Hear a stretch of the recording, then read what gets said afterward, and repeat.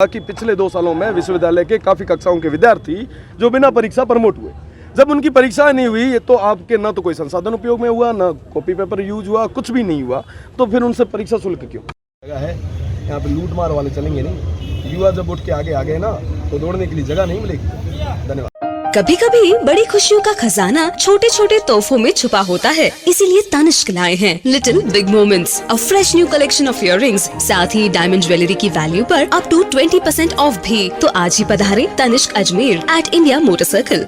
जैसा कि आप सभी को पता होगा कि पिछले 2 सालों से पूरे राजस्थान भर के सारे विश्वविद्यालय और कॉलेजेस पूरी तरीके से बंद हैं, पर फिर भी हमारा प्रशासन अनैतिक ढंग से जबरन लूट और वसूली कर रहा है। आपको बताना चाहूँगा कि जब हम फीस का स्ट्रक्चर देखते हैं तो उसके अंदर गेम्स के नाम की welfare, development, common room, reading room, student union और भी न जाने कितने तरीके के मद के पैसे लिए जाते हैं। तो साहब मैं उनसे हम सभी ने पूछा कि साहब आप जब ये सब संसाधन उपयोगी नहीं हुए तो फिर ये जबरन लूट वसूली क्यों? या तो इनको एडजस्ट कीजिए या रिफंड कीजिए। साथ ही साथ में मैं आपको बताना चाहूँगा कि पिछले 2 सालों में विश्वविद्यालय के काफ़ी कक्षाओं के विद्यार्थी जो बिना परीक्षा प्रमोट हुए, जब उनकी परीक्षा नहीं हुई तो आपके ना तो कोई संसाधन उपयोग में हुआ, ना कॉपी पेपर यूज हुआ, कुछ भी नहीं हुआ, तो फिर उनसे परीक्षा शुल्क क्यों?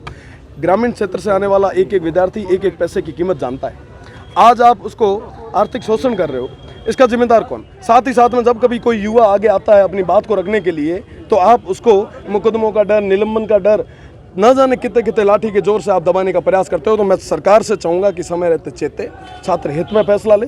अन्यथा अगर समय रहते इन्होंने छात्र हित में फैसला नहीं लिया तो मानसून सत्र में विश्वविद्यालय के और समस्त पूरी छात्र शक्ति, राजस्थान भर की छात्र शक्ति एकजुट होकर विधानसभा का घेराव करेगी और जिसकी सारी संपूर्ण जिम्मेदारी सरकारों की रहेगी। युवा शक्ति तैयार है और हम सब छात्र शक्ति एकजुट होकर सारे भेदभाव को मिटाकर एक जाजम पे बैठे हैं, क्योंकि आज हमारे हित की बात है और हम हमारे हित की बात करने के लिए आज यहाँ पे उपस्थित हुए थे। सारी जितने भी छात्र प्रतिनिधि है अजमेर के, उन सभी से मैंने निवेदन किया कि आप आगे आओ, कदम रखो और आपके अजमेर के लिए समस्त राजस्थान के युवाओं को एकजुट करके अपन इतिहास के अंदर पहली बार ऐसा होगा जब छात्र शक्ति सब तरीके के संगठन, पार्टी, जाति, धर्म, संप्रदाय सबसे उठकर एक छात्र शक्ति एक जाजम पे बैठेगी और अपने हक के लिए लड़ेगी। तो हमारी जायज़ मांगों को सरकार समय रहते सुने, चेते और छात्र हित में फैसला ले। धन्यवाद। रविंद्र भाटी, छात्र संघ अध्यक्ष।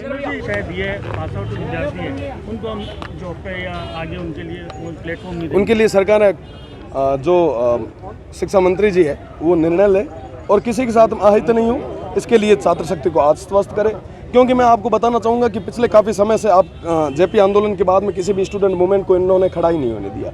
उसका कारण है उसको युवाओं को कभी संगठन के नाम पे, कभी पार्टी के नाम पे, कभी जात के नाम पे, कभी पात के नाम पे इन्होंने तोड़ दिया ताकि कोई युवा उठ के अपना विरोध दर्ज नहीं करा सके। और ये सरकारें तानाशाही हो रही है। भगत सिंह ने कहा था जिस देश के युवा कमज़ोर हो जाते हैं उनकी सरकारें तानाशाह हो जाती है। आज वो परिस्थिति आई है, तो हम सब युवा एकजुट हैं और ज़रूरत पड़ेगी तो विधानसभा के समय इस मुद्दे को बड़ी मजबूती से उठाएंगे।